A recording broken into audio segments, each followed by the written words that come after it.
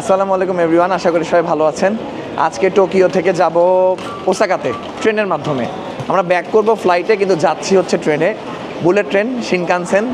এবং এখন আছি শিনাগাওয়া, যাই হোক নামগুলো একটু কঠিন। সো এই দিক দিয়ে আমরা যাব হচ্ছে শিনকানসেন, ওই যে ওখানে দেওয়া আছে সাইন সব কিছু। আলহামদুলিল্লাহ এই বুলেট ট্রেনের ভ্রমণটা আপনাদের সাথে তুলে ধরবো। আমি আছি, ফারিয়া আছে, রুয়াইদ আছে, আমরা একদম রেডি হয়ে এসেছি। চলেন আমাদের সাথে। এখান থেকে ট্রান্সফার নিয়ে আমাদের শিনকানসেন যেতে হবে। শিনকানসেন হচ্ছে ট্রেনের নাম। সবাই ব্যস্ত, এই ব্যস্ততার মধ্যেও সবাই আমাদের হেল্প করছে। যখন আমরা কিছু চিনছি না, ওরা আমাদেরকে সুন্দর করে বলে দিচ্ছে যে এইদিকে যান, এইদিকে যান। শিনকানসেন এইদিকে, ওই যে নীল কালার সাইনটা দেখো, উপরে লেখা আছে। আমরা আগেই অনলাইনে টিকিট কেটে রেখেছিলাম। তো এই বুলেট ট্রেনের যাত্রাটা কেমন হবে আসলে পুরোটা দেখলে বুঝতে পারবেন। তবে সবচেয়ে মজার বিষয় হচ্ছে এই স্টেশনে আপনার কখনোই মনে হবে না যে সময় থেমে আছে, সময় চলেই যাবে সময়ের মতো। ওদের যে মেট্রো ট্রেন আছে, তারপর র্যাপিড ট্রেন বা যে ট্রেনগুলো আছে, সেই ট্রেনগুলোর যে প্ল্যাটফর্ম, তার আশেপাশে এরকম সব দোকানগুলো। মেট্রোতে অনেক সুবিধা রয়েছে, আপনাকে অবশ্যই কার্ড বানাইতে হবে। ইজি, প্রথম 2-1 দিন একটু কষ্ট হবে, পরে আমাদের এখন সব কিছু ইজি হয়ে গিয়েছে। যেমন এখানে আরও কিছু স্টেশনে ট্রেনের টিকিট পাওয়া যায়, যে এখানেও আপনি চাইলে কাটতে পারবেন শিনকানসেন টিকিটস। এখানে লেখা আছে এই যে লিমিটেড এক্সপ্রেস, নারিতা এক্সপ্রেস।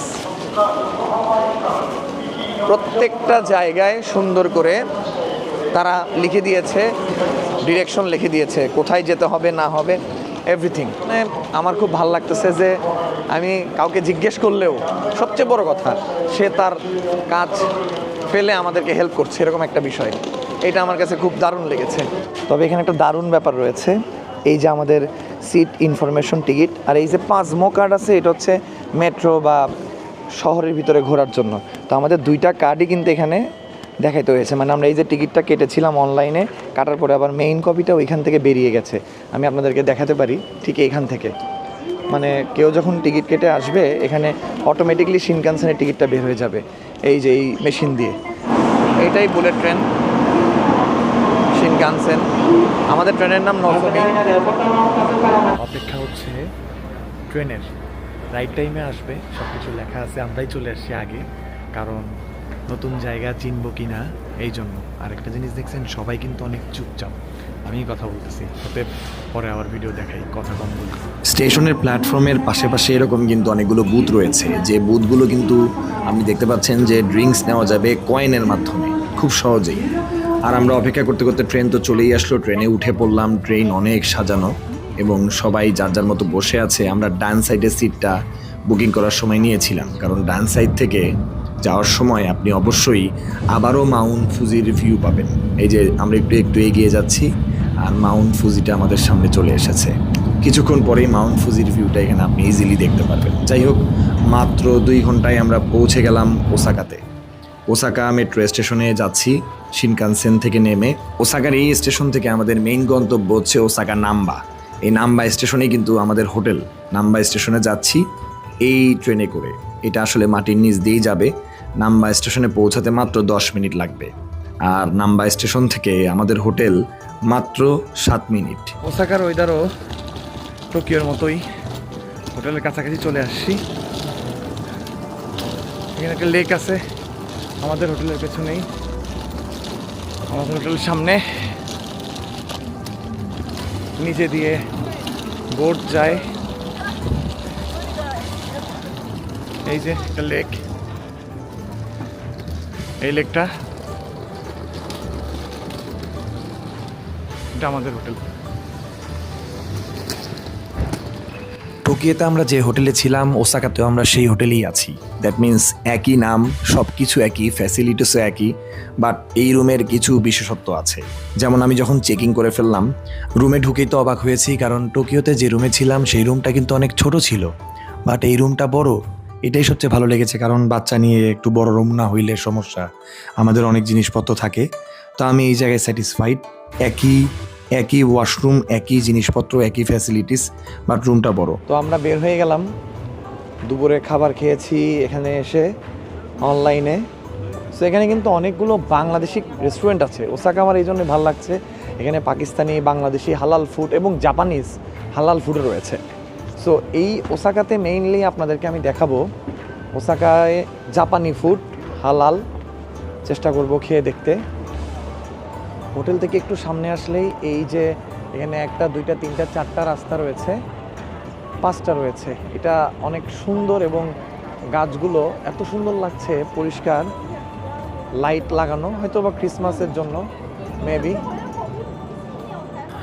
ওসাকার এই ল্যান্ডমার্কটির নাম ডোটনবাড়ি, আর ডোটনবাড়ি থেকে আমাদের হোটেল মাত্র 3 মিনিট। এই জন্য এই জায়গাটা অনেক উৎসবমুখর পরিবেশ। ডোটনবাড়ির এই জায়গাটি সব সময় ট্যুরিস্ট দিয়ে ভরা থাকে।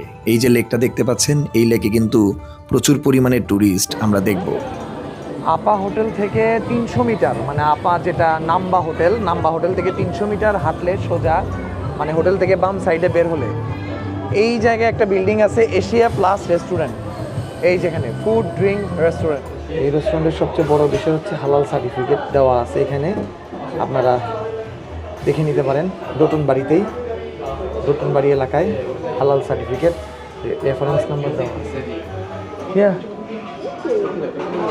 TripAdvisor ranking number 1. Our restaurant is proudly ranked number 1 on TripAdvisor among more than 100,000 restaurants listed in Tokyo. Okay. And this branch is in Osaka, so today we are also very pleased to have all of the finest Wagyu beef. Please enjoy the best time with us. ও আসলে আমাকে প্রথমে বলছে যে TripAdvisor-এ number 1। No আইস ওকে। So আমাকে বোঝাচ্ছে যে, আমাদের দুজনকে বুঝাইতেছে যে TripAdvisor-এ এটা একদম বেস্ট এবং তারা র্যাঙ্ক 1 নাম্বারে আছে এবং খুবই সে হাই ওকে। সো ও আমাকে বলছে যে জাপানে টোকিওতে আমাদের অনেকগুলো শাখা আছে, 20টার মতো শাখা আছে পুরো Japan. Introduce Steak Diamond, our seasonal limited and top recommended Wagyu. ও যেটা রিকমেন্ড করছে এটার দাম জাপানি ইয়েন হচ্ছে 45,000 টাকা, বাংলাদেশি টাকায় তাহলে আপনি হিসাব করেন। এই যে এখানে দেওয়া আছে 45,000 টাকা। এটা অনেক রেয়ার, ও আমাকে বুঝাইতেছে 45,000 টাকা দিয়ে আপনি এই বিফ খাবেন কি না এটা আপনি চিন্তা করবেন। এটা হচ্ছে ট্যাক্স সহ 49,800 টাকা, বাংলাদেশি টাকা হয়তো 40 হতে পারে, এটা আপ ডাউন করে কারেন্সির উপরে। ওকে, দেন ramen. This one is ramen, but today miso ramen is sold out. Sold out? Miso ramen, only miso ramen is sold out. So you can order.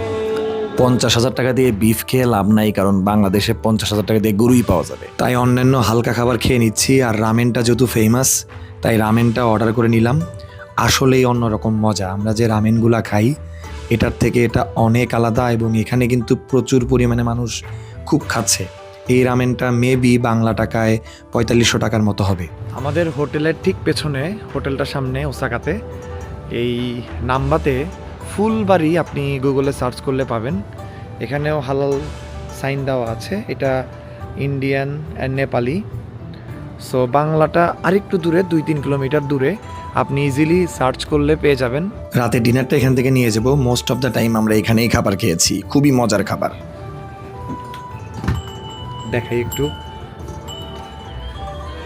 ভিতরে হিটার আছে।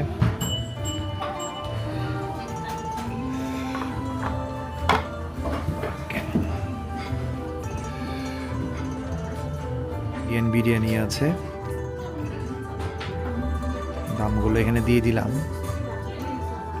তাছাড়া অনেকগুলো খাবার আইটেম আছে। আমি বিরিয়ানি নিয়েছিলাম, তার পাশাপাশি ডাল মাখনি নিয়েছিলাম। খাবার আসলেই অনেক মজার, আপনি অবশ্যই ট্রাই করবেন। আর খাবারের দাম তো আমি দিয়েছি। রাতে খাবার খেয়ে এতটাই ভালো লেগেছে, একদম সকালবেলা আবার ঘুম থেকে উঠেই আমরা এই রেস্টুরেন্টে আবার গেলাম, একদম সকালবেলার ভিউ নেওয়ার জন্য।